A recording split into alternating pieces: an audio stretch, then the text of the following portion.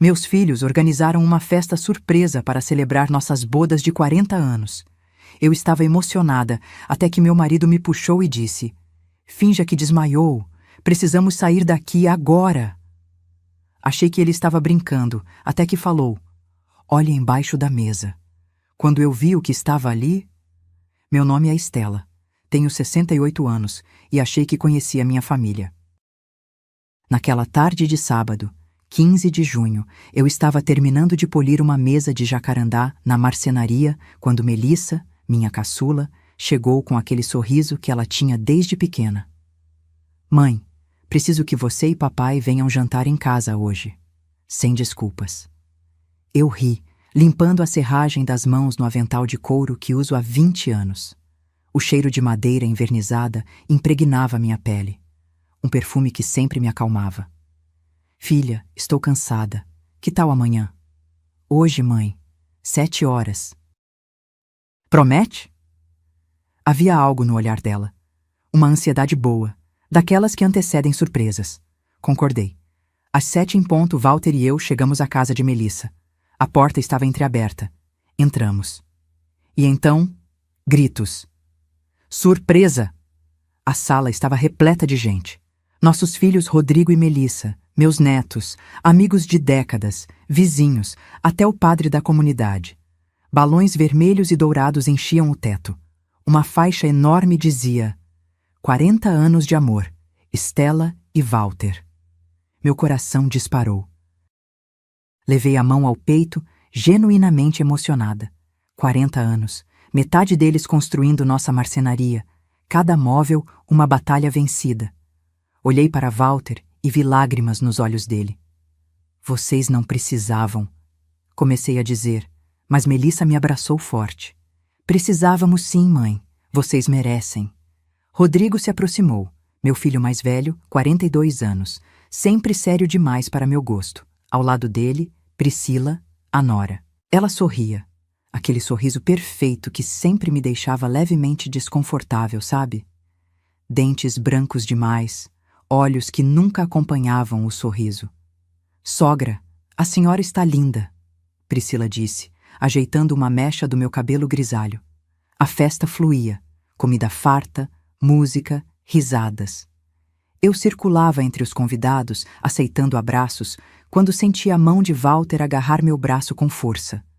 Uma força que não era carinho. Virei. Meu marido estava pálido, não apenas pálido, cinza. Suor escorria pelas têmporas dele, os olhos arregalados, fixos em algo que eu não via. "Walter, o que foi?" Ele me puxou para perto, dedos tremendo, sussurrou no meu ouvido com uma urgência que me gelou. "Finja que desmaiou. Agora." Eu o encarei, confusa. "O quê? Você está..." "Estela." A voz dele rachada.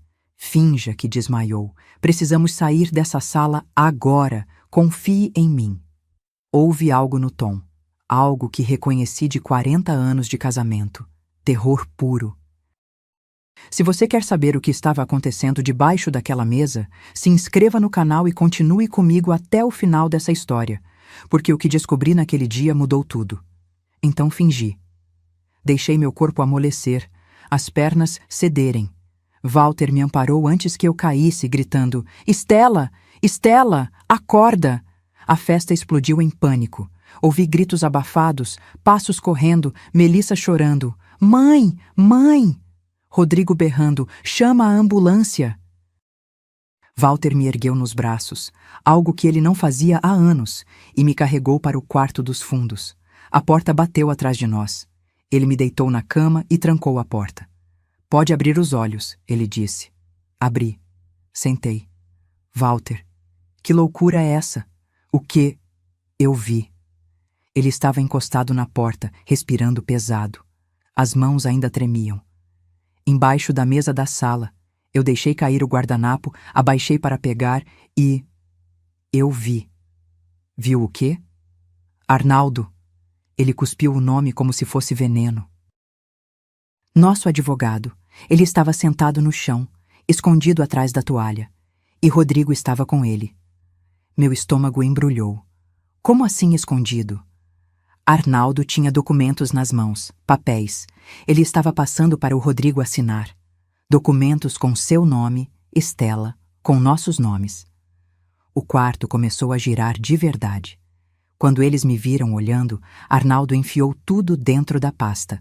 Rodrigo ficou branco, mas eu vi seu nome, vi o cabeçalho do escritório de advocacia. 15 anos.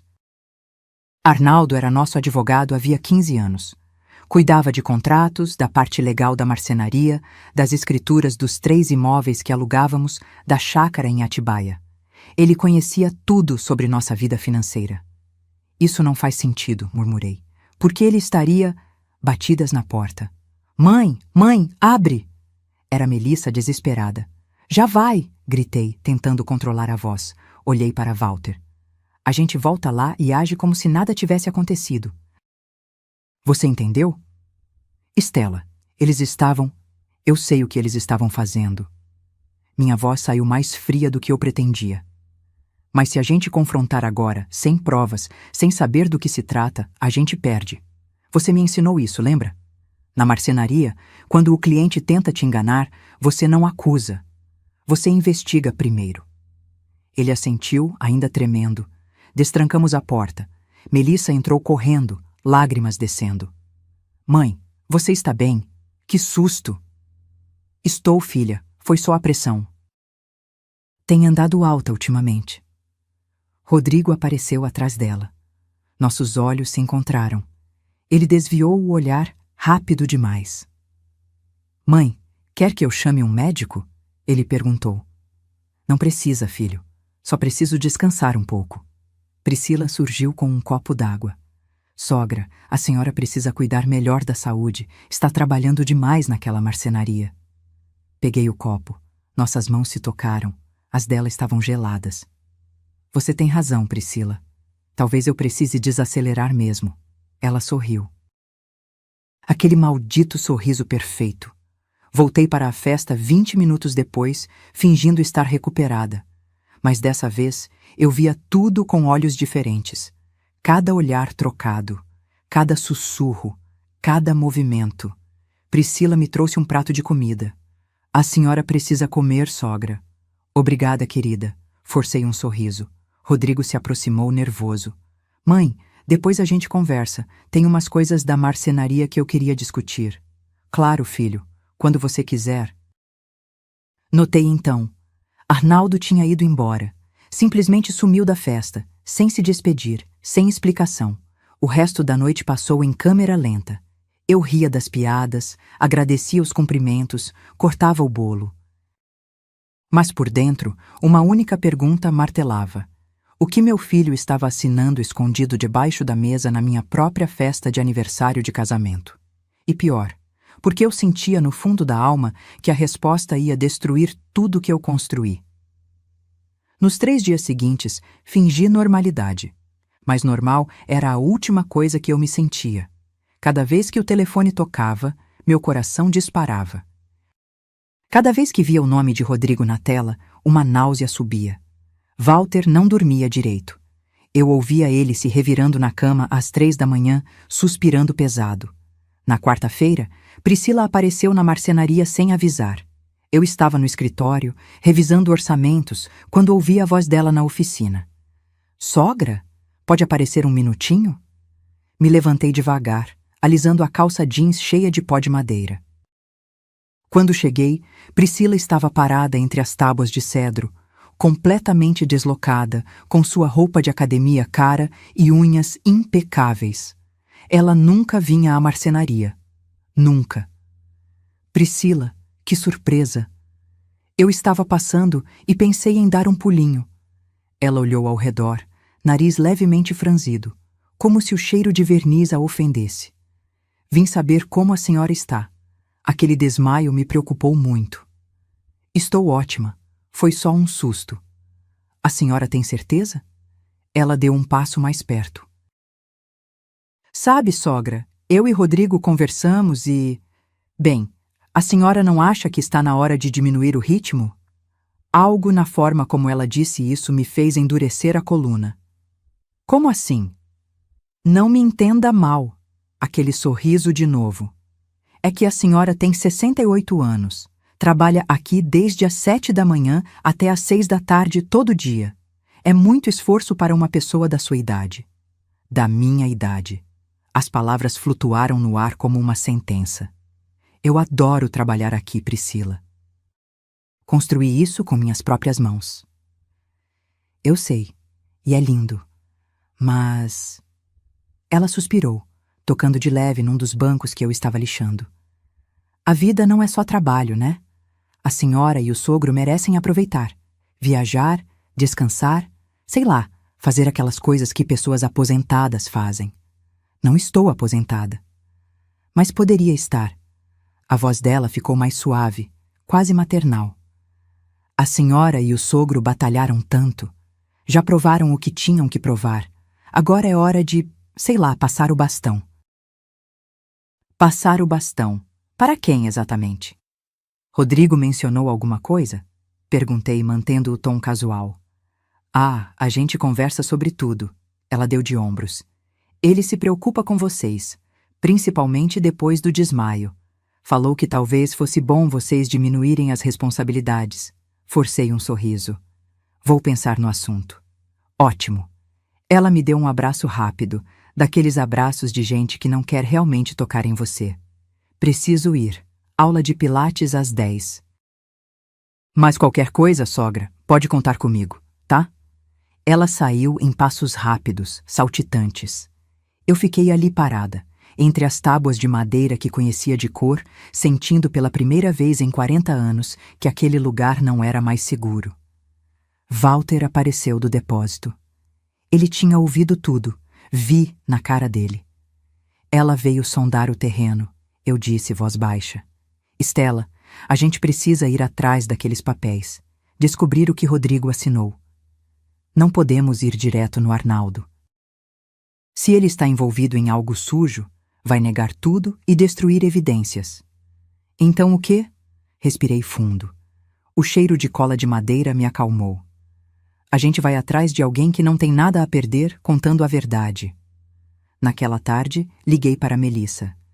Filha, preciso falar com você, pessoalmente, mas não conte para o seu irmão. Silêncio do outro lado. Então, mãe, aconteceu alguma coisa na festa, não foi? Meu peito apertou. Melissa sempre foi sensível demais para o próprio bem. Por que você pergunta isso? Porque depois que vocês foram embora, Rodrigo ficou estranho, nervoso. E a Priscila não parava de ligar para alguém no celular, escondida. Eu perguntei o que era. Ela disse que não era nada. Você pode vir aqui em casa amanhã? De manhã cedo? Vou estar aí às 8. Desliguei e olhei para Walter. Nossa filha não é boba. Graças a Deus, ele murmurou. Naquela noite, não consegui dormir. Fiquei repassando mentalmente os últimos 6 meses. Tentando lembrar de momentos estranhos, de sinais que eu tinha ignorado. E então me lembrei. Há 4 meses, Priscila tinha me pedido para assinar umas autorizações bobas da marcenaria. É só para agilizar, sogra. O Rodrigo precisa pagar uns fornecedores e o banco está pedindo autorização sua. Eu tinha assinado, sem ler direito. Confiava nela. Confiava no meu filho. 3 meses atrás, de novo. Sogra, mais uma assinaturinha aqui. Coisa rápida. 2 semanas antes da festa. Só mais esta, prometo que é a última. Quantas vezes eu tinha assinado papéis sem ler porque estava com pressa, porque confiava, porque achava que família não fazia mal. Levantei da cama às 5 da manhã, enjoada. Walter acordou com o barulho. Eu assinei coisas, sussurrei no escuro. Priscila me deu papéis para assinar. Eu nem li direito. Walter ligou o abajur. A luz amarela deixou tudo ainda mais sinistro. Que tipo de coisa? Ela disse que eram autorizações para o Rodrigo movimentar contas da marcenaria, para pagar fornecedores. Estela. A voz dele falhou. Você deu procuração? A palavra caiu entre nós como uma bomba. Procuração. Poder legal para alguém agir em seu nome. Vender, comprar, movimentar, decidir. Não sei, confessei, e a vergonha queimou.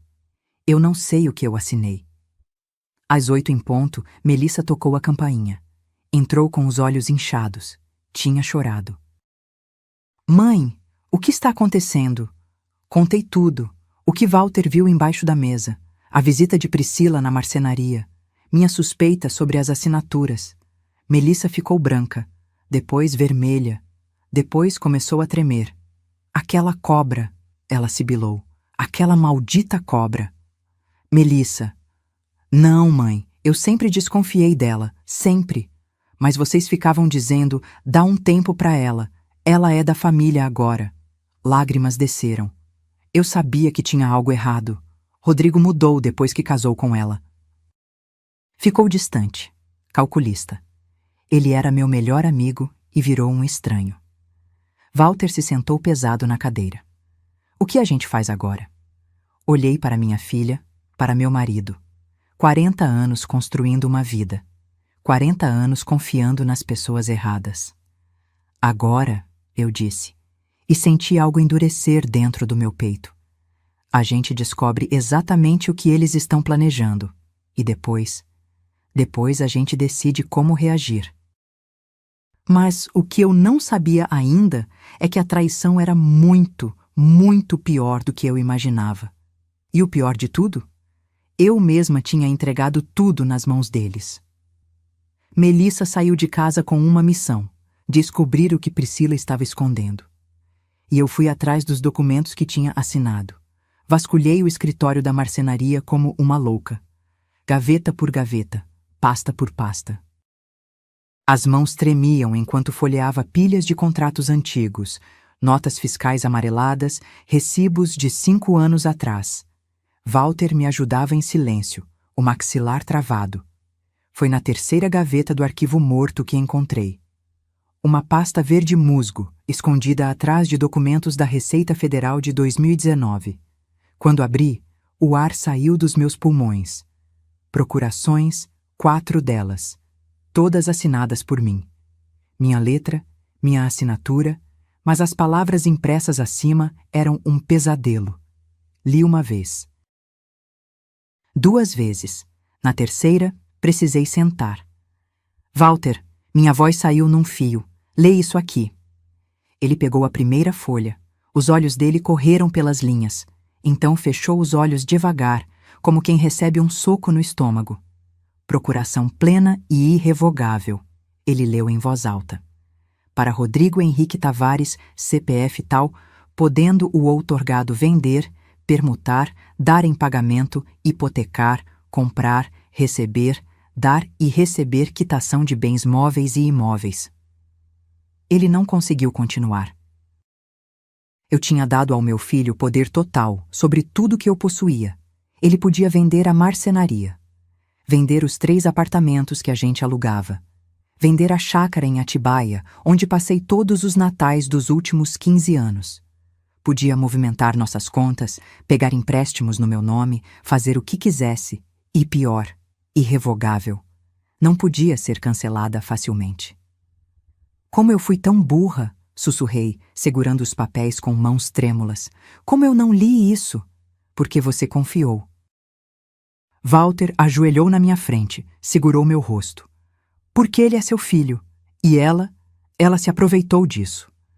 As datas das assinaturas contavam uma história. A primeira de 4 meses atrás.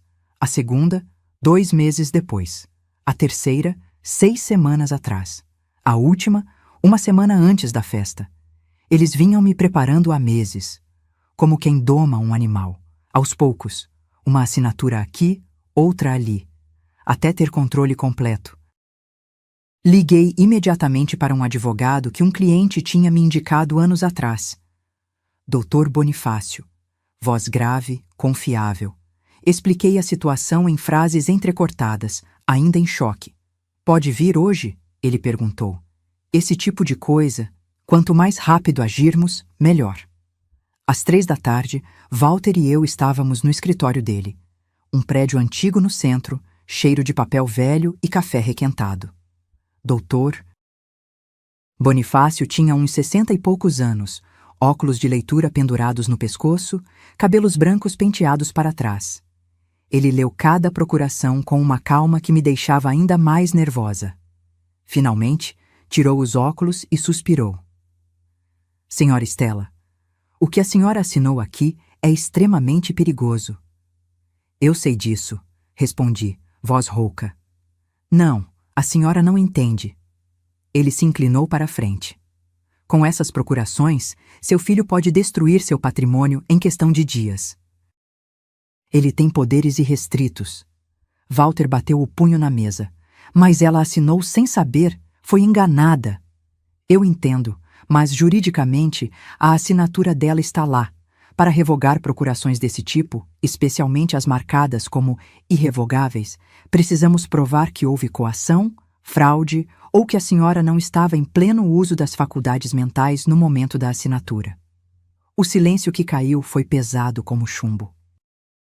Doutor, eu disse devagar, o senhor pode investigar se essas procurações já foram usadas?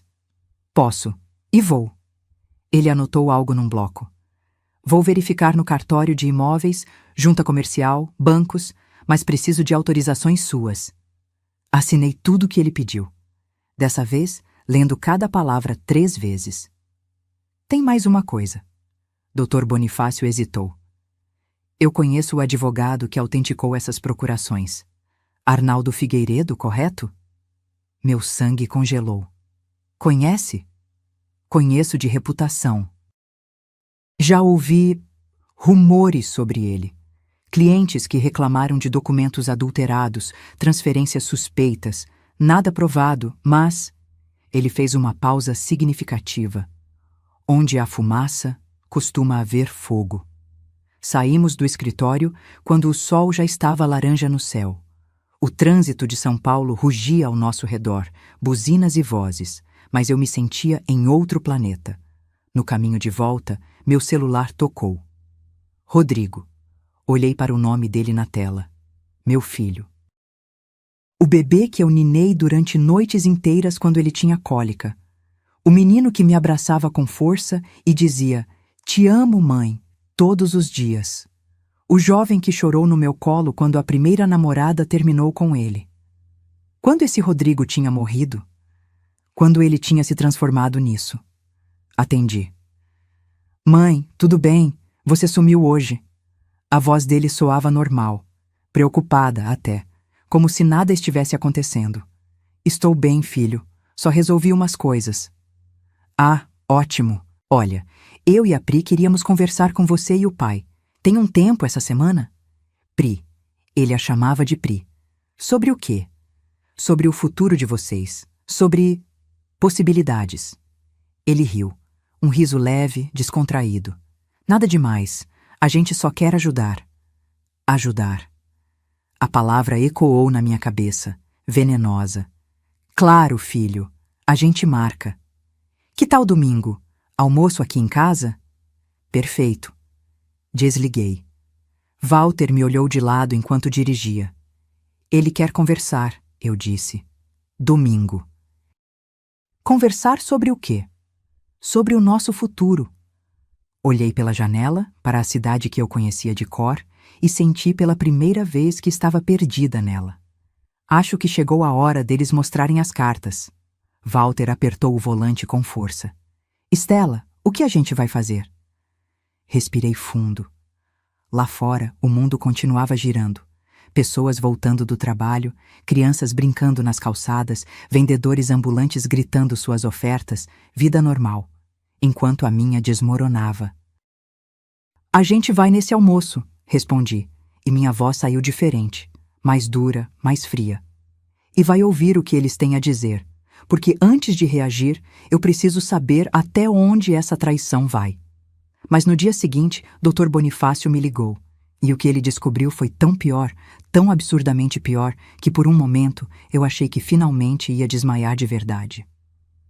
A ligação chegou na sexta-feira, às 9 da manhã. Eu estava na marcenaria, tentando me concentrar em orçamentos, quando o celular vibrou. Dr. Bonifácio.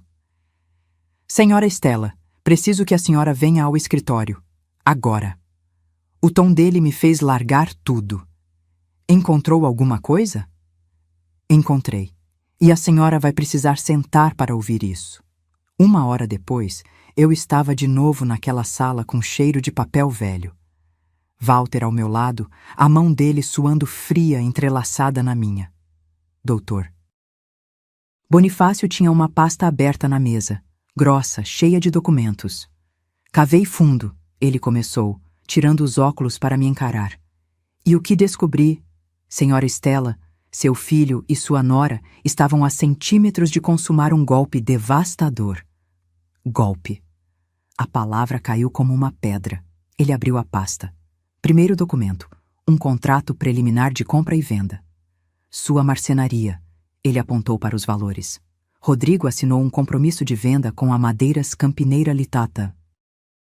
Valor: 2.100.000 reais. Senti o chão balançar. 2 milhões? O problema é que a marcenaria vale no mínimo 3.800.000. Ele estava vendendo com 45% de desconto. E olha a data do contrato. 3 semanas atrás. 3 semanas. Antes da festa.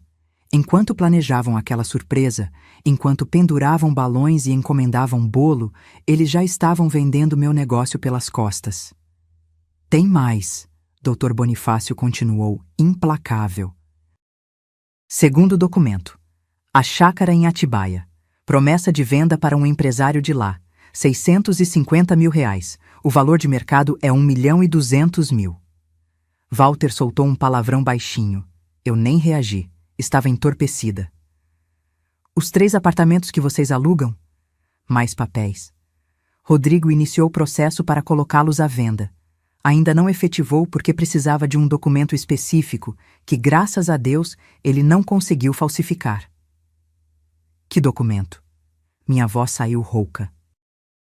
Uma declaração de imposto de renda atualizada. O comprador exigiu. Rodrigo tentou conseguir uma falsa, mas o contador se recusou. Um contador honesto. A ironia me fez rir. Um riso seco, sem humor. Quanto? Perguntei. Somando tudo, quanto eles iam conseguir? Dr. Bonifácio fez as contas num papel. Vendendo tudo pelo preço que eles negociaram, mais os investimentos de vocês que somam 780.000 reais, perto de 5 milhões de reais. Talvez um pouco mais. 5 milhões de reais. O trabalho de 40 anos. Cada tábua de madeira que eu cortei, cada móvel que eu projetei, cada cliente que eu conquistei, cada prestação que eu paguei, tudo reduzido a um número numa planilha de Excel. E Arnaldo? Walter perguntou, voz trêmula de raiva. Qual o papel dele nisso? Ah, o doutor Arnaldo. Dr. Bonifácio puxou mais documentos. Ele seria o facilitador jurídico. Encontrei e-mails entre ele e Rodrigo.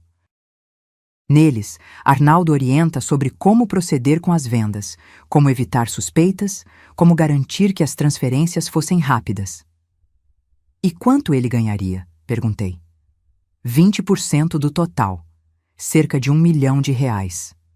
1 milhão, por trair clientes de 15 anos, por destruir uma família. Tem uma coisa que eu não entendo, eu disse, olhando para os papéis espalhados. Por que tanta pressa? Por que vender tudo com desconto? Por que esse desespero todo? Dr. Bonifácio hesitou. Então, empurrou uma última folha na minha direção. Porque sua nora, Priscila, tem dívidas, muitas dívidas. O documento era um relatório de investigação que ele tinha encomendado. Eu li em choque crescente. Priscila devia 340.000 reais. Apostas online. Sites de cassino, jogos de azar, bets de futebol. Ela vinha apostando há 2 anos, perdendo cada vez mais, pegando empréstimos para cobrir perdas anteriores. Uma espiral descendente clássica. Ela escondeu isso de Rodrigo? Walter perguntou. Ao que parece, sim. Encontrei ameaças de cobradores no celular dela. Consegui acesso através de um investigador particular. Ela estava sendo extorquida, ameaçada, precisava do dinheiro com urgência. Tudo se encaixou. A pressa, o desespero mal disfarçado, os sorrisos falsos. Priscila não era apenas gananciosa, ela estava afundada até o pescoço. E meu filho? Minha voz rachada. Rodrigo sabe das dívidas dela? Não consegui confirmar. Mas pelos e-mails que li, ele parece genuinamente convencido de que estão ajudando vocês a terem uma velhice tranquila. As palavras dele, não minhas. Tranquila. Vendendo tudo que a gente tinha e nos enfiando onde? Tem mais uma coisa, Dr. Bonifácio disse, e o tom dele mudou. Ficou ainda mais sério. Encontrei rascunhos de um documento no computador do Arnaldo, um contrato com um lugar chamado Residencial Primavera Dourada. Meu sangue gelou. É um asilo? Walter perguntou. Tecnicamente é uma residência assistida de alto padrão para idosos. Fica em Guarulhos. O contrato previa uma mensalidade de R$17 mil para um casal, mais taxas, e tinha uma cláusula interessante. Em caso de necessidade médica ou cognitiva, a família tem autoridade para manter os residentes nas instalações. Demorou uns 5 segundos para eu entender o que ele estava dizendo. Eles iam nos trancar lá, sussurrei. Iam vender tudo, pegar o dinheiro e nos trancar num asilo. E se vocês reclamassem, Dr. Bonifácio completou, alegavam que vocês estavam senes, confusos, não podiam tomar decisões.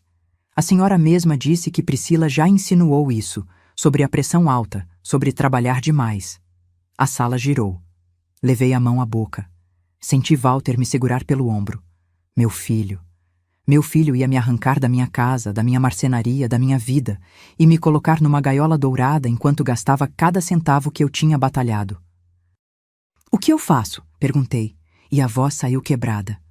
Doutor, o que eu faço agora? Dr. Bonifácio juntou todos os documentos com cuidado.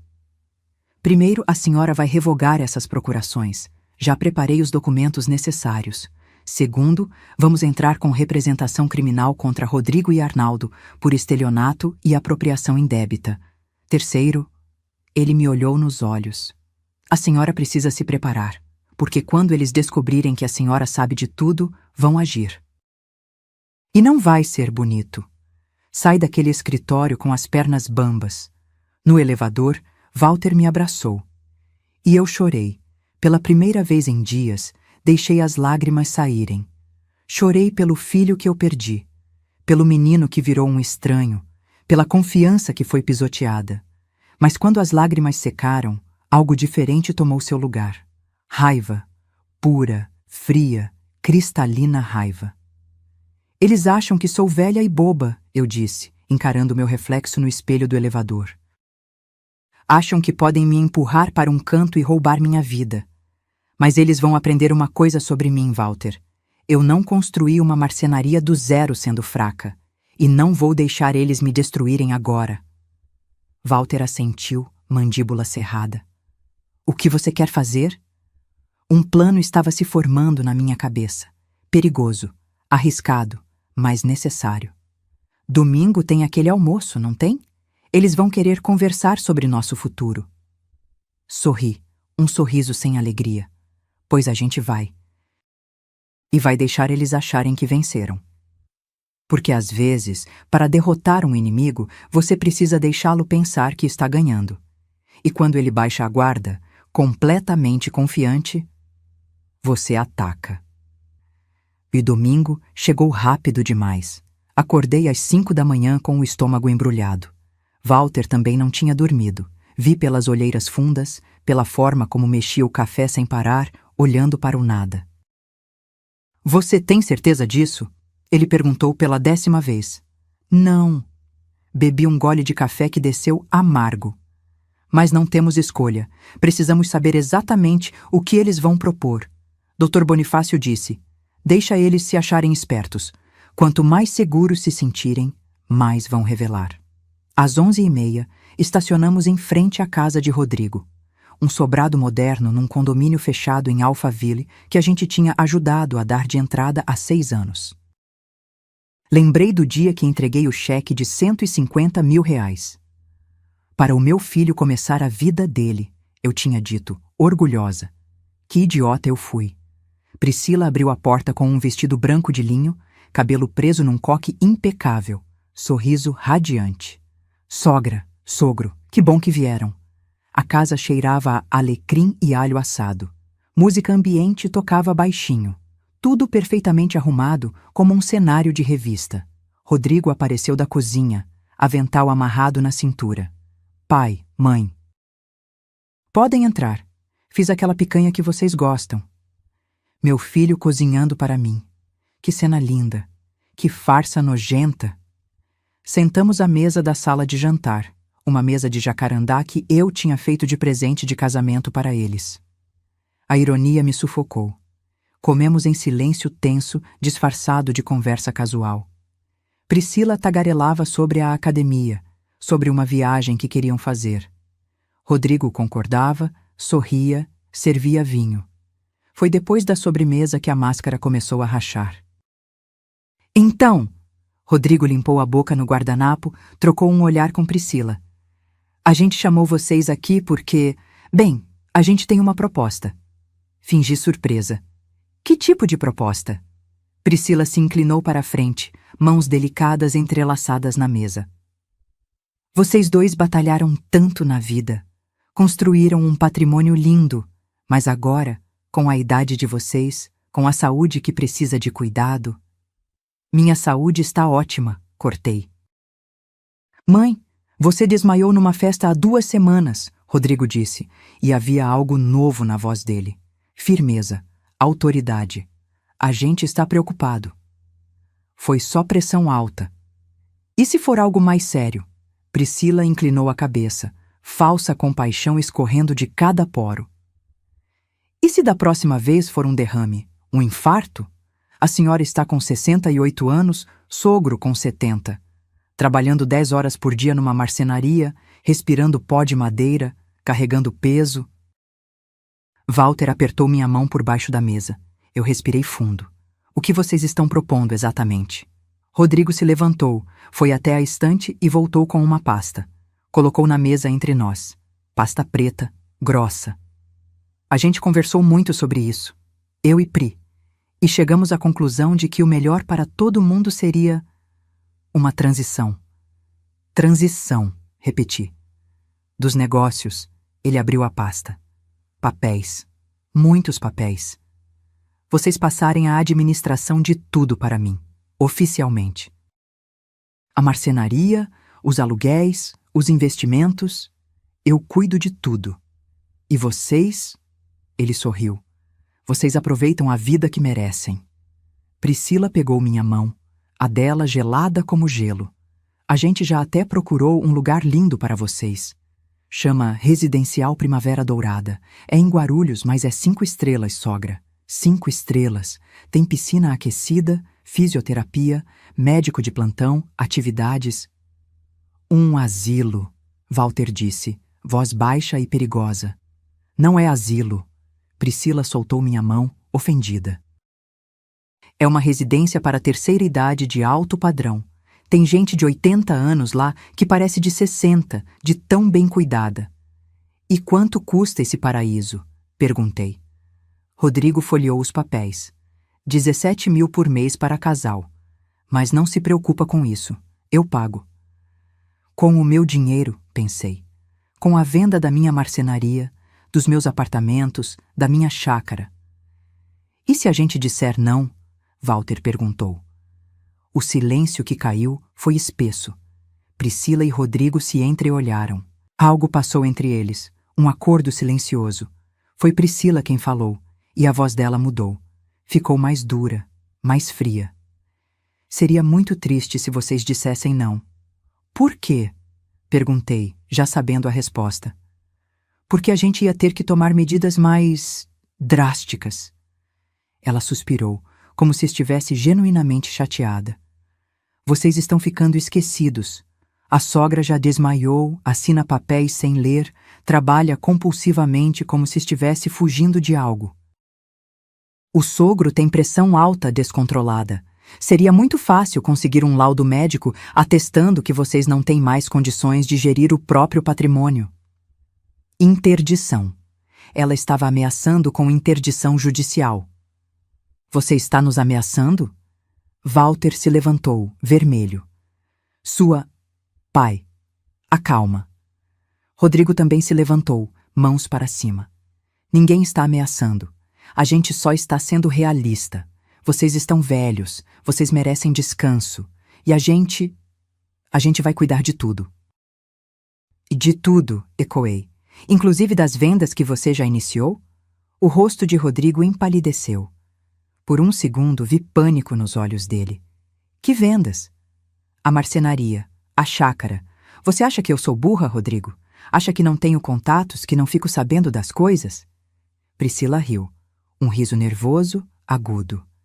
Sogra, a senhora está confusa. Ninguém vendeu nada. Ainda, completei. Ainda não vendeu. Mas ia vender, não ia? Com essas procurações que você me enganou para assinar. A máscara de Priscila rachou de vez. O rosto dela ficou duro. Os olhos estreitaram. Eu não enganei ninguém. A senhora assinou porque quis, porque confia no próprio filho. Confiava, corrigi. Passado. Rodrigo bateu a mão na mesa. O barulho ecoou pela sala. Chega. Vocês vão assinar esses papéis hoje. Agora. Ou eu juro por Deus que entro com pedido de interdição amanhã de manhã. E vocês vão passar o resto da vida num lugar muito pior que o Primavera Dourada. Olhei para o meu filho. Para o homem que eu tinha criado, amamentado, ensinado a andar. Procurei nele algum vestígio do menino que me abraçava e dizia que eu era a melhor mãe do mundo. Não encontrei nada. Só um estranho. Um estranho capaz de me roubar, de me ameaçar, de me destruir. Você precisa tanto assim de dinheiro? Perguntei baixinho. Ele desviou o olhar. Priscila respondeu por ele. Não é sobre dinheiro, é sobre o que é certo. Vocês trabalharam demais. Agora é hora de passar o bastão. Para você gastar em apostas online? Soltei. O silêncio que caiu foi absoluto. Priscila ficou branca como papel. Rodrigo olhou para ela confuso. Do que ela está falando, Pri?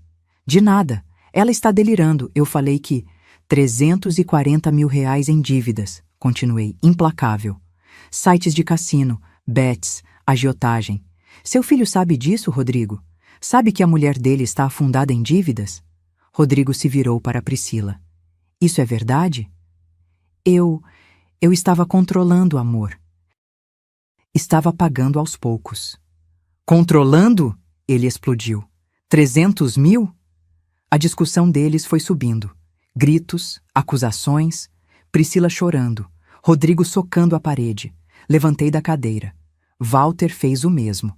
A gente vai embora agora, eu disse. E vocês vão ter uma resposta até sexta-feira. Que resposta? Rodrigo perguntou, ainda olhando para Priscila com ódio. Se a gente aceita a proposta ou não. Peguei minha bolsa. Vou pensar bem, com calma, como uma pessoa velha e esquecida faz. Saímos daquela casa com as pernas tremendo. Entramos no carro. Dirigi 2 quarteirões e parei no acostamento. E então, desabei. Chorei tudo que tinha segurado. Chorei até não ter mais lágrimas. Walter me abraçou em silêncio. Eles vão pagar. Eu sussurrei entre soluços. Eu juro que eles vão pagar por isso. Mas antes da vingança, eu precisava de algo que eles nunca esperariam. Uma aliada vinda de dentro da própria família. E a Artil, na segunda-feira de manhã, às 7 horas, Melissa apareceu na marcenaria com 2 xícaras de café e olhos determinados. Eu estava sozinha. Tinha mandado Walter descansar. Ele mal tinha dormido no fim de semana. Mãe, precisamos conversar. Larguei a lixa que estava usando numa porta de armário e fiz sinal para ela me seguir até o escritório. Fechei a porta. O cheiro de café, misturado com serragem, me acalmou um pouco. Eu fiz uma burrada. Melissa começou, sentando na cadeira velha de couro. Mandei mensagem para a Priscila ontem. Meu coração afundou. Melissa, espera, deixa eu terminar. Ela respirou fundo. Mandei dizendo que estava com problemas financeiros, que o salão estava mal das pernas, que eu precisava de grana urgente. Por que você fez isso? Porque eu queria ver a reação dela. Queria saber se ela ia tentar me trazer para o lado dela ou se ia me excluir como sempre fez. Os olhos de Melissa brilharam. E sabe o que aconteceu? Ela mordeu a isca. Encostei na mesa processando. Como assim? Ela me ligou meia hora depois. Toda solícita, toda cunhadinha, a gente se ajuda. Disse que talvez pudesse me ajudar, que tinha um negócio rolando e que se eu ficasse quieta e colaborasse, eu podia entrar na jogada. Senti um calafrio. Ela te contou sobre o plano? Não tudo, mas insinuou bastante. Disse que logo logo ia ter dinheiro sobrando. Que ela e o Rodrigo estavam reorganizando as finanças da família. Que eu podia ficar com uma parte se eu não fizesse perguntas. Peguei minha xícara de café com mãos trêmulas. Quanto ela ofereceu? 15% do total. Não disse o total de quê, mas 15% de qualquer coisa que venha da nossa família significa que é muito dinheiro. 15% de 5 milhões. 750 mil reais. Para comprar o silêncio da própria cunhada. Você topou? Melissa me olhou com uma intensidade que me lembrou a menina de 10 anos que jurava vingança contra os valentões da escola. Topei. Disse que estava desesperada, que faria qualquer coisa. E ela... Mãe, ela começou a falar. O que ela disse? Que em 3 semanas, no máximo 1 mês, tudo estaria resolvido. Que vocês iam aceitar a realidade porque não teriam escolha. Que o Arnaldo estava cuidando de todos os detalhes legais. Que o dinheiro das vendas já tinha comprador garantido. Melissa se inclinou para a frente. E tem mais. Ela mencionou que depois que vocês estivessem acomodados, a palavra que ela usou foi essa, acomodados, ela e o Rodrigo iam viajar. Sumir por uns 6 meses. Europa, Ásia, deixar a poeira baixar. Deixar a poeira baixar. Como se roubar os próprios sogros fosse uma inconveniência temporária. Ela falou alguma coisa sobre as dívidas? O rosto de Melissa escureceu. Falou. Quando eu perguntei por que ela precisava de tanto dinheiro tão rápido, ela desabou, mãe. Começou a chorar. Disse que estava sendo ameaçada, que tinha gente cobrando juros absurdos, que se ela não pagasse até o fim do mês, iam machucar ela. Agiotas. Priscila não estava só endividada, estava sendo extorquida. E o Rodrigo sabe? Ela disse que ele sabe de uma parte. Acha que ela deve uns 50 mil. Não sabe dos 300. Não sabe da gravidade. Melissa pausou. Mãe, eu quase senti pena dela. Quase. Aí eu lembrei que ela está disposta a te jogar num asilo e roubar tudo que você construiu para salvar a própria pele. Fiquei olhando pela janela do escritório. Lá fora, 2 funcionários descarregavam madeira de um caminhão. Vida normal. Trabalho normal. Enquanto minha família desmoronava por dentro. Você gravou a conversa? Melissa puxou o celular do bolso, sorriso pequeno nos lábios. Gravei tudo. 4 conversas até agora. Ela está tão desesperada que nem percebe que está entregando o jogo. Passa tudo para o Dr. Bonifácio. Já passei. Ele disse que é ouro, confissão explícita de participação em fraude. Melissa guardou o celular. Mãe, o que a gente vai fazer agora? Sentei na minha cadeira. A mesma cadeira onde eu sentava há 20 anos para fechar negócios, para desenhar projetos, para construir sonhos. E foi ali, naquele momento, que o plano finalmente se cristalizou na minha cabeça. A gente vai dar a eles exatamente o que eles querem. Melissa franziu a testa. Como assim? Eles querem que eu aceite passar tudo para o Rodrigo. Querem que eu me renda, então é isso que vou fazer. Abri a gaveta, peguei um caderno velho, comecei a escrever. Vou marcar uma reunião, vou dizer que aceito os termos, mas com uma condição. Quero fazer uma última festa, na chácara, uma despedida. Despedida de quê? Da vida que eu construí. Vou vender a ideia de que estou devastada, mas resignada. Que quero me despedir do lugar onde criei vocês, onde passei todos os natais, todos os aniversários, uma última celebração antes de entregar tudo. Os olhos de Melissa se arregalaram. E na festa? Na festa, a gente revela tudo. Na frente de todo mundo. Família, amigos, vizinhos. Vou convidar todos os clientes importantes da marcenaria. Vou convidar o padre. Vou convidar até a mãe da Priscila. Sorri, um sorriso sem alegria. Eles vão ter que encarar o que fizeram na frente de testemunhas, sem escapatória. Mãe, isso é arriscado. Se eles desconfiarem, por isso você vai continuar fazendo seu papel. Vai continuar sendo a cunhada necessitada, gananciosa, que só quer a parte dela. Vai manter a Priscila falando. Quanto mais ela falar, mais provas a gente tem. Melissa mordeu o lábio, pensativa. Então assentiu. Quando vai ser essa festa? Daqui a 10 dias. Tempo suficiente para eles baixarem completamente a guarda. E para eu preparar tudo. Tudo o quê? Olhei para minha filha. Ela tinha 28 anos. Era mãe de uma menina de 3. Tinha um salão de cabeleireiro que lutava para sobreviver. Ela não merecia estar no meio dessa guerra, mas estava, e estava do meu lado. Provas, testemunhas, consequências. Peguei a mão dela. Melissa, quando isso acabar, não vai ter volta. Seu irmão vai me odiar. A família dele vai me odiar. Talvez você fique no meio do fogo cruzado. Ela apertou minha mão de volta. Mãe, o Rodrigo que eu conhecia morreu faz tempo. Não sei quando, não sei como, mas aquele homem que estava lá no domingo, ameaçando vocês, aquele não é meu irmão, é um estranho. E eu não devo lealdade para estranhos. Lágrimas queimaram meus olhos. Abracei minha filha com força. Naquela tarde, liguei para Rodrigo. Mantive a voz cansada, derrotada. Filho, você venceu. Pode preparar os papéis. Eu assino. Silêncio do outro lado. Depois, mãe, você está fazendo a coisa certa. Vai ver, vocês vão ser muito mais felizes assim. Eu sei. Engoli a Billy. Mas eu tenho um pedido, só um. Pode falar. Quero fazer uma festa, na chácara, uma despedida.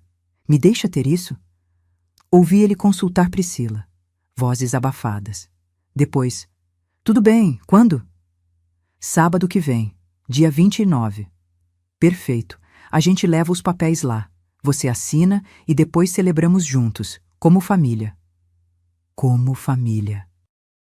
As palavras me enojaram. Como família, repeti. Desliguei e olhei para o calendário na parede. 10 dias. 10 dias para preparar tudo. 10 dias para garantir que quando aquele sábado chegasse, meu filho entendesse que subestimou completamente a mulher errada. Porque eles achavam que idade era fraqueza. Iam descobrir que idade é paciência. E paciência, quando bem usada, é a arma mais letal de todas. Anamosaká. Os 10 dias seguintes foram os mais difíceis da minha vida. Pior que o ano em que a marcenaria quase faliu. Pior que quando perdi minha mãe. Porque desta vez eu tinha que fingir ser alguém que não era.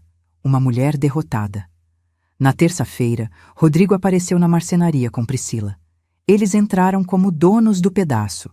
Ela de salto alto que repicava no chão de cimento, ele de terno, pasta executiva debaixo do braço. Mãe, viemos adiantar uns detalhes. Deixei meus ombros caírem.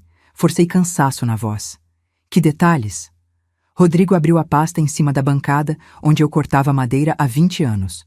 Papéis, sempre papéis. Precisamos que a senhora assine aqui. E aqui. É só para facilitar a transição. Peguei uma folha. Li por cima. Era uma autorização para ele começar a movimentar as contas da marcenaria imediatamente. Minha mão tremeu. Não de medo, de raiva. Eu assino no sábado, na festa. Como combinamos. Priscila tocou meu braço. Sogra, é melhor ir resolvendo aos poucos, para não ficar pesado depois. Eu disse que assino no sábado. Minha voz saiu mais dura que eu pretendia. Respirei, suavizei. Desculpa, é que é difícil, sabe? 40 anos trabalhando aqui. Não é fácil deixar ir embora assim. Rodrigo guardou os papéis, mandíbula tensa. Tudo bem. Sábado, então. Eles saíram sem se despedir. Quando o carro sumiu na esquina, minhas pernas cederam. Sentei no chão da oficina, entre tábuas de pinus e cheiro de cola. E pela primeira vez em décadas, pensei em desistir de tudo. De lutar. De resistir. Foi Walter quem me encontrou. Me puxou do chão, me abraçou forte. Mais 8 dias, ele sussurrou. Só mais 8 dias. Enquanto isso, Dr. Bonifácio trabalhava nos bastidores como um general montando estratégia de guerra. Revogamos todas as procurações, processo que ele conseguiu acelerar alegando risco iminente de fraude. Preparamos representação criminal contra Rodrigo, Priscila e Arnaldo. Juntamos cada e-mail, cada documento, cada gravação. E havia muitas gravações. Melissa se tornou uma espiã melhor do que eu poderia imaginar. Ela se encontrava com Priscila 3, 4 vezes por semana. Almoços, cafés, caminhadas no parque. E Priscila, desesperada por uma aliada, abria o jogo cada vez mais. Na quinta-feira, Melissa chegou na minha casa de noite, com o celular na mão e os olhos arregalados.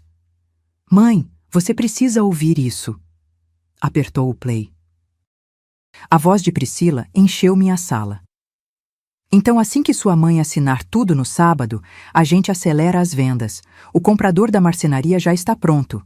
Fecha em 1 semana. Os apartamentos, 15 dias no máximo. A chácara é a mais rápida. O cara paga à vista. Voz de Melissa. E quanto tempo até vocês terem o dinheiro na mão? Uns 20, 30 dias para limpar tudo. Aí a gente paga os agiotas. Essa parte é minha. O Rodrigo nem precisa saber dos valores exatos. Sobra uns 4,5 milhões. A gente coloca seus pais no Primavera Dourada, reserva uma grana para as mensalidades deles. E o resto é nosso. E os meus 15%? Risada de Priscila. Cunhadinha, você vai receber direitinho. Uns 700 mil. Dá para reformar o salão e ainda sobra bastante. E se eles mudarem de ideia? Se sua sogra se recusar a assinar no último minuto? Pausa. Depois, a voz de Priscila ficou fria. Assustadoramente fria. Ela não vai se recusar. A gente deixou bem claro as consequências. E se ela tentar alguma coisa... Bem, a gente tem as procurações antigas ainda. Elas tecnicamente ainda são válidas até a revogação ser publicada oficialmente. Dá tempo de fazer bastante estrago. Melissa desligou a gravação. Me olhou. 47 áudios, mãe. Eu tenho 47 áudios dela confessando tudo. Planos, valores, ameaças, tudo. Mandei tudo para Dr. Bonifácio naquela mesma noite. Sexta-feira chegou, véspera da festa. Fui até a chácara em Atibaia para preparar tudo. O lugar que eu amava. 3 hectares de mata, um lago pequeno, a casa de madeira que Walter tinha construído com as próprias mãos 20 anos atrás. Caminhei pelos caminhos de pedra, toquei nas árvores que eu mesma tinha plantado. Cada canto tinha uma memória. Rodrigo aprendendo a andar de bicicleta ali. Melissa pescando no lago. Natais, Páscoas, aniversários, vida. E meu filho queria vender isso por 650 mil reais. Metade do valor real, para pagar as dívidas de jogo da mulher dele. Walter apareceu atrás de mim. Decoradores chegaram, estão arrumando tudo como você pediu. Olhei para a casa, balões, mesas, cadeiras, tudo para uma festa que seria o cenário da maior humilhação que Rodrigo e Priscila já viveram. Você confirmou com todos? Perguntei. Confirmei. Dr. Bonifácio vai estar aqui. Trouxe 2 oficiais de justiça como testemunhas. Delegado Castro disse que vem. Ele vai estar paisano, mas pronto para agir se necessário. Padre Augusto confirmou presença. E os convidados? 43 confirmados. Clientes da marcenaria, vizinhos, amigos, família. A mãe da Priscila também vem. Disse que estava curiosa para conhecer a chácara. A mãe de Priscila, que ia ver a filha ser desmascarada na frente de todos. Parte de mim sentiu pena. Uma parte pequena, mas sentiu. O resto de mim sentiu apenas uma determinação fria. Naquela noite, Rodrigo me ligou. Mãe, amanhã é o grande dia. É, respondi, cansada de verdade agora. Você está bem? A pergunta me pegou desprevenida. Havia algo na voz dele, algo que soava quase como preocupação genuína. Por um segundo minúsculo, pensei em desistir de tudo, em perdoar, em simplesmente deixar ele seguir com a vida dele. Aí lembrei dele gritando comigo, ameaçando me colocar num asilo, planejando me roubar. Estou bem, filho, só cansada. Vai ver que depois de amanhã tudo fica mais leve, para todo mundo. Vai, concordei. Com certeza vai. Desliguei e olhei para Walter. Ele estava sentado no sofá, cabeça nas mãos. Você ainda quer fazer isso? Ele perguntou. Porque se você quiser parar, a gente para. A gente revoga as procurações, bloqueia as vendas e simplesmente corta eles da nossa vida, sem escândalo, sem confronto. Pensei na proposta.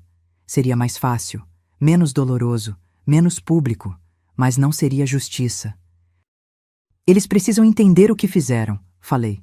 E não só entender, precisam encarar as consequências, na frente de todos, porque se a gente simplesmente sumir, eles vão contar a versão deles. Vão dizer que somos senes, paranoicos, que inventamos tudo. Vão virar as vítimas. Walter assentiu devagar. Então amanhã a guerra começa. Não. Levantei, apaguei as luzes. Amanhã a guerra termina. Eles só não sabem ainda. Porque às vezes a melhor vingança não é apenas vencer. É fazer seu inimigo perceber, no exato momento da derrota, que ele nunca teve chance alguma. Sábado, 29 de junho. O dia amanheceu com um céu azul impossível, sem uma nuvem sequer, como se até o universo estivesse conspirando para que nada atrapalhasse o que estava por vir. Cheguei na chácara às 10 da manhã. A festa estava marcada para meio-dia. Walter dirigiu em silêncio, os nós dos dedos brancos de tanto apertar o volante. Eu olhava a paisagem passar, árvores, casas, vidas normais de pessoas que não estavam prestes a destruir a própria família. Quando entramos no portão, a chácara estava transformada. Mesas com toalhas brancas espalhadas pelo gramado. Flores em vasos de barro que eu mesma tinha feito há anos.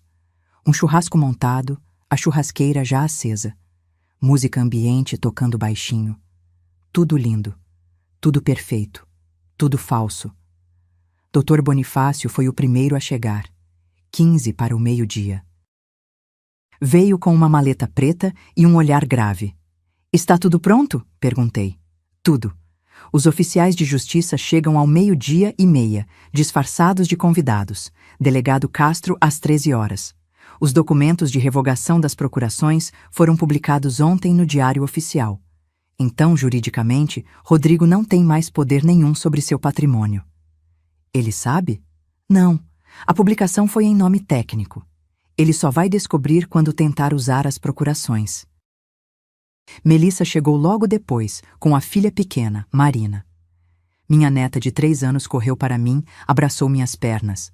Vovó, tem bolo? Peguei ela no colo, respirei o cheiro de shampoo infantil, inocência pura. Tem sim, amor. Tem bolo, tem doce, tem tudo. Melissa me olhou por cima da cabeça da filha. Nos olhos dela, vi a mesma determinação que eu sentia. Os convidados começaram a chegar, clientes da marcenaria, seu Otávio, que comprava móveis de mim há 15 anos. Dona Conceição, vizinha da chácara. Padre Augusto, com sua batina preta e sorriso gentil. Amigos, conhecidos, gente que fazia parte da minha vida de verdade. E então, às 12:20, o carro de Rodrigo entrou no portão. Meu coração disparou. Senti Walter apertar minha mão. Rodrigo saiu primeiro. Camisa social azul clara, calça bege, sapato de couro. Sorria. Sorria como se fosse um dia normal, uma festa normal, uma família normal. Priscila desceu do carona. Vestido amarelo, sandálias de salto, cabelo solto. Linda, radiante, uma cobra com pele de princesa. Mãe! Rodrigo me abraçou. Senti o perfume dele, o mesmo que eu dava de presente todo Natal. Que festa linda! Você caprichou. Quis fazer bonito. É a última vez que vou estar aqui, não é? Algo passou pelo rosto dele. Culpa, hesitação. Passou rápido demais para eu ter certeza. Não precisa pensar assim. Você pode visitar sempre. Visitar a chácara que era minha. Que ironia. Priscila me beijou o rosto.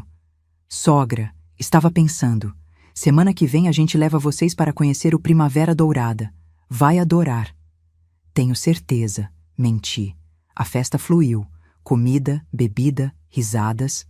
Rodrigo circulava entre os convidados como um anfitrião, aceitando parabéns por cuidar tão bem dos pais. Priscila grudada nele, sorriso permanente. Às 13 horas, pedi atenção. Todos se viraram para mim. 43 pessoas, todas ali para testemunhar. Quero agradecer a presença de todos. Comecei, voz firme. Hoje é um dia muito especial, um dia de verdades. Rodrigo franziu a testa. Priscila inclinou a cabeça confusa. Walter e eu passamos 40 anos construindo uma vida, uma família, um patrimônio, e achamos que quando ficássemos velhos estaríamos cercados de amor e respeito. Pausei. Estávamos enganados. O silêncio que caiu foi absoluto. Mãe, do que você está falando? Rodrigo deu um passo à frente. Estou falando de você, filho. De você e de sua mulher. Estou falando do plano que vocês montaram para me roubar. Priscila ficou pálida. Sogra, a senhora está confusa. Não estou confusa. Minha voz subiu. Estou lúcida, talvez pela primeira vez em meses. E hoje, na frente de todos vocês, vou contar exatamente o que meu filho e minha nora tentaram fazer. Dr. Bonifácio se aproximou, abriu a maleta, tirou documentos. Procurações, eu disse pegando as folhas. Que minha nora me enganou para assinar, dando ao meu filho poder total sobre tudo que eu possuo. Rodrigo tentou rir. Mãe, você está fazendo tempestade em copo d'água. Aquilo foi só para você vender minha marcenaria por 2.100.000 reais, 45% abaixo do valor de mercado. Olhei para os clientes da marcenaria presentes. Seu Otávio, a senhora se lembra quanto ofereceu pela marcenaria ano passado? Seu Otávio, um empresário sério, pigarreou. 4 milhões, Estela, você recusou. E você, Rodrigo, ia vender por 2. Peguei outro documento. A chácara, 650.000, vale mais de 1 milhão. Os apartamentos, subavaliados em 30%. As pessoas murmuravam. Olhares chocados viravam para Rodrigo. Isso é mentira! Ele explodiu. Ela está inventando! Estou tentando ajudá-la e ela... Ajudar? Melissa apareceu ao meu lado, celular na mão. Como isso aqui, Rodrigo? Ela apertou play. A voz de Priscila encheu a chácara. Assim que sua mãe assinar tudo no sábado, a gente acelera as vendas. O resto é nosso, uns 700.000 para você. Priscila cambaleou. Você me gravou? Gravei. 47 vezes. Você falando sobre o golpe, sobre as dívidas, sobre os agiotas, sobre tudo. Rodrigo se virou para a mulher. Que agiotas? Que dívidas? 340.000 reais, eu disse. Sua esposa deve esse valor em apostas online. É por isso que ela estava tão desesperada. Não era só ganância, era sobrevivência. A mãe de Priscila, uma senhora grisalha no canto, soltou um gemido. Priscila, minha filha... Rodrigo olhou para Priscila como se estivesse vendo um monstro. Você me usou, me manipulou, me fez virar contra minha própria mãe. Você não foi manipulado, gritei, e a raiva que eu tinha segurado por semanas finalmente explodiu. Você escolheu me ameaçar, escolheu tentar me internar, escolheu assinar contratos pelas minhas costas. Lágrimas desciam pelo meu rosto, mas eu não parava. Você é meu filho. Eu te dei a vida. Te criei. Te amei incondicionalmente. E você Você ia me arrancar da minha casa e me trancar num asilo, enquanto gastava cada centavo que eu suei para conquistar. Rodrigo estava branco como papel, mudo. Dr. Bonifácio deu um passo à frente. As procurações foram revogadas. Publicadas ontem no Diário Oficial. Todas as tentativas de venda foram barradas legalmente.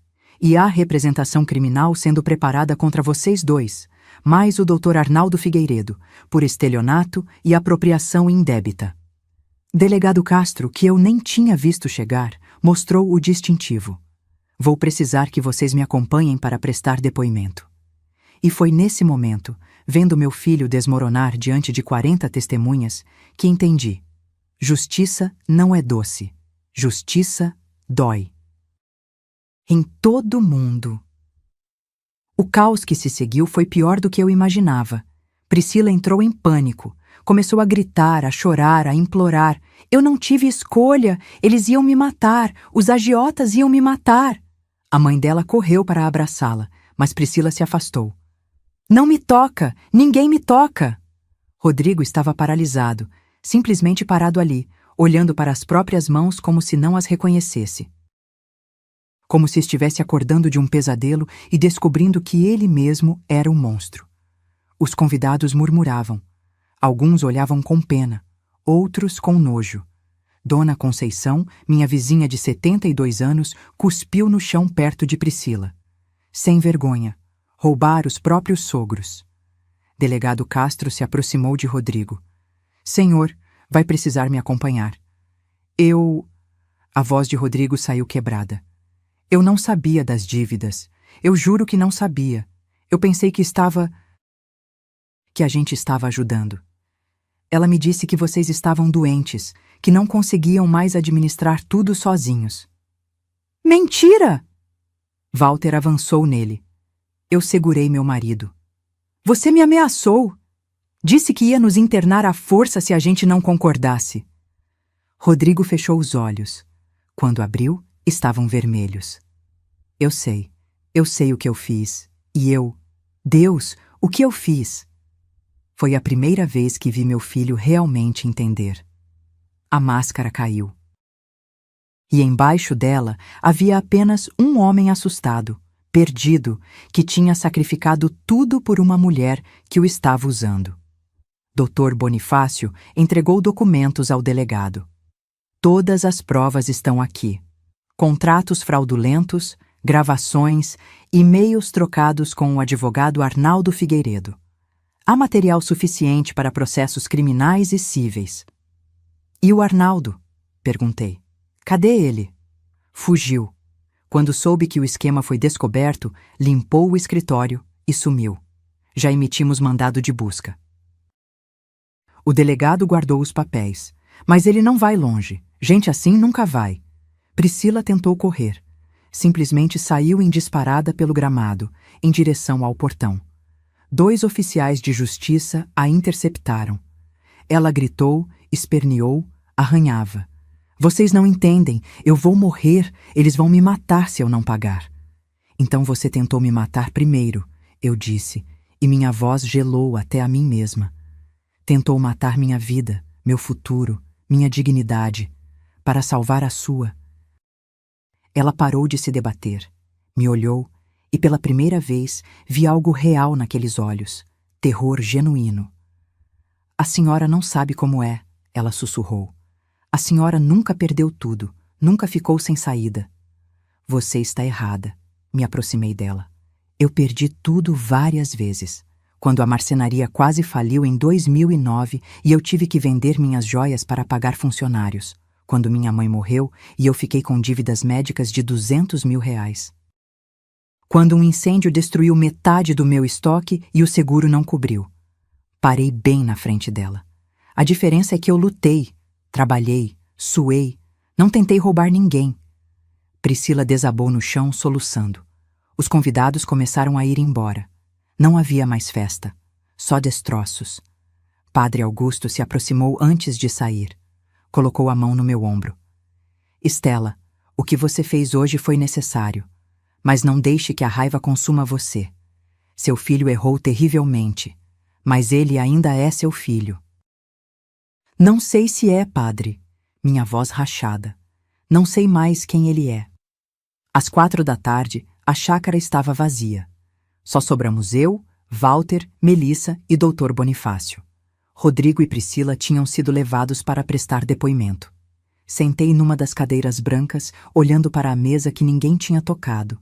Comida desperdiçada, festa arruinada, família destruída. Mãe! Melissa se ajoelhou na minha frente. Você fez a coisa certa. Fiz? Olhei para ela. Porque não parece. Parece que eu acabei de explodir tudo que construí em 40 anos. Não foi você quem explodiu.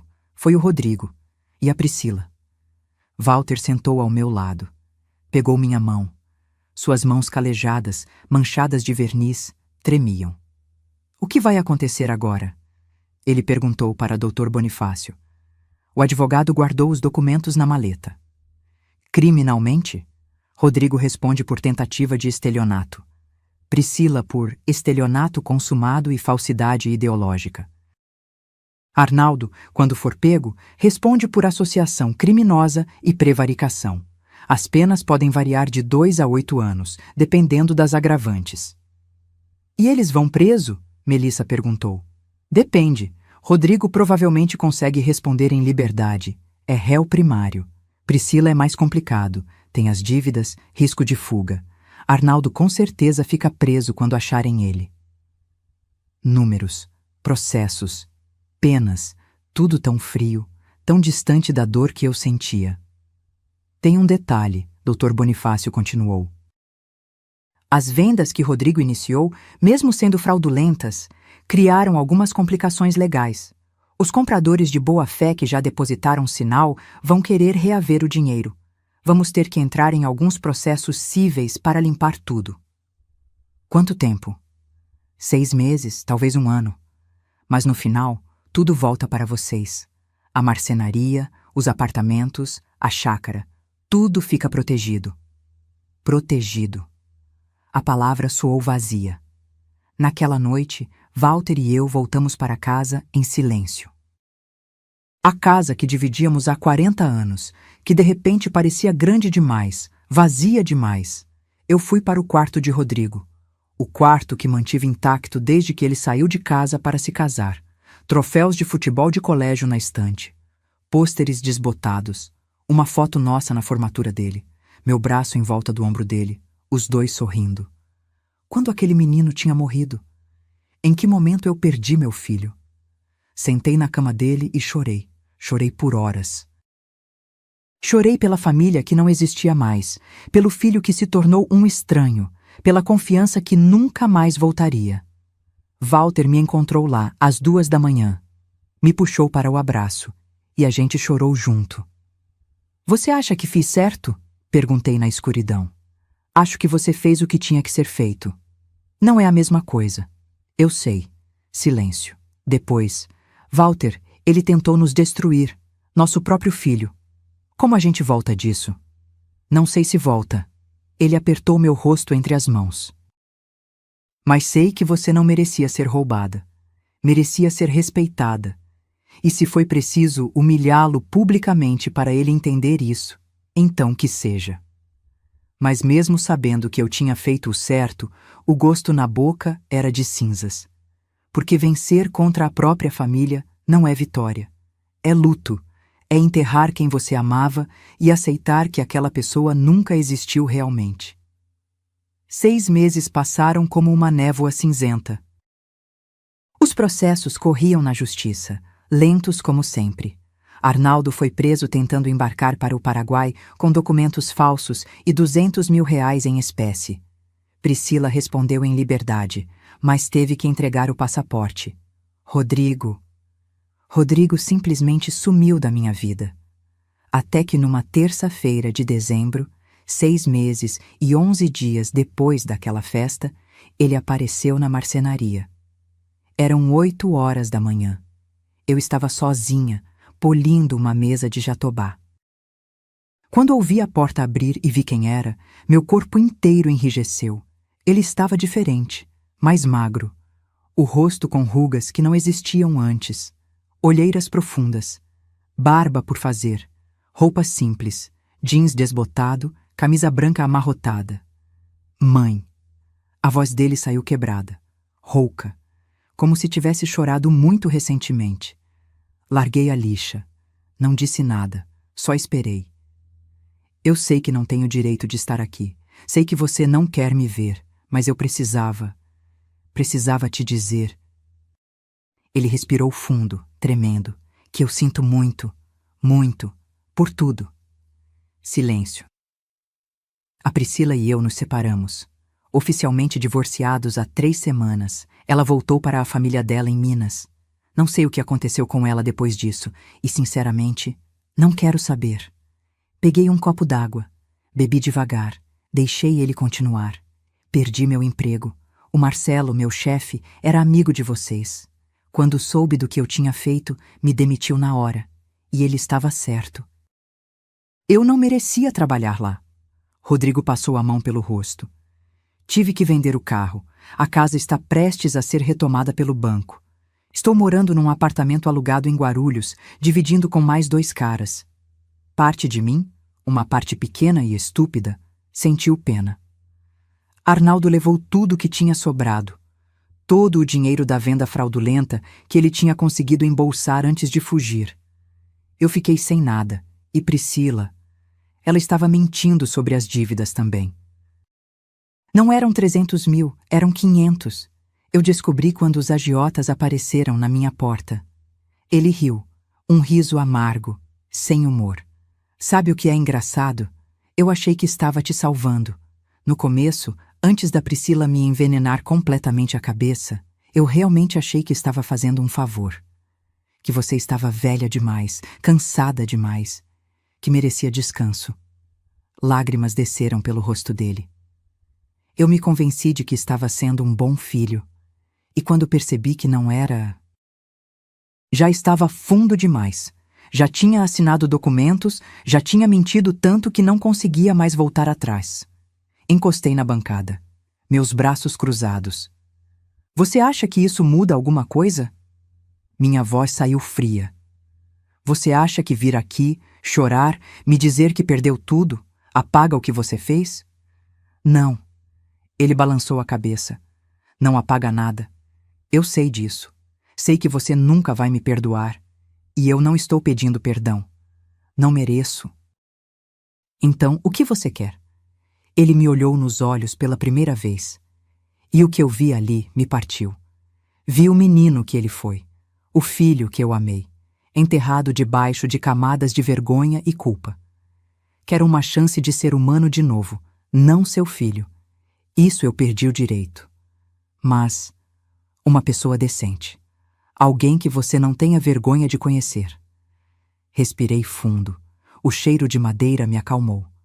Terapia, eu disse. Você vai fazer terapia. 2 vezes por semana, no mínimo, não negociável. Ele assentiu. Já comecei, há 2 meses. Trabalho honesto. Nada de atalho, nada de esquema, nada de mentira.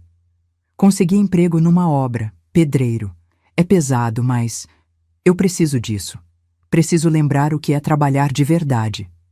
15 mil reais por mês, durante 3 anos, para reparar o dano financeiro que você causou com advogados, processos, tempo perdido. Ele empalideceu. Mãe, eu ganho 3 mil por mês na obra. Não tenho como. Então você trabalha mais, arruma bico, faz extra. Mas você paga, cada centavo. Porque ações têm consequências, Rodrigo, e você vai aprender isso na pele. Silêncio pesado. Depois, tudo bem, eu pago. E você não é mais meu filho por sangue. Você é um estranho que precisa reconquistar esse lugar. E pode levar anos. Ou pode nunca acontecer. Você aceita isso? Vi ele engolir seco. Limpar as lágrimas. Aceito. Voltei a polir a mesa. Ele ficou ali parado, sem saber se devia ir ou ficar.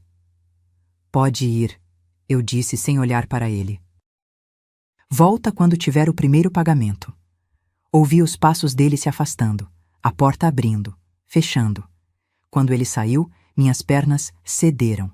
Sentei no chão da oficina e chorei, porque parte de mim queria ter corrido e abraçado ele, ter dito que estava tudo bem, que eu perdoava, mas não estava tudo bem. E perdão não se dá, se conquista. 3 semanas depois, Walter e eu embarcamos para Fernando de Noronha. 18 mil reais. Nossa primeira viagem em 20 anos. Ficamos 10 dias. Mar azul, peixe fresco, sol quente na pele. E pela primeira vez em meses, eu respirei. Quando voltamos, a marcenaria estava diferente.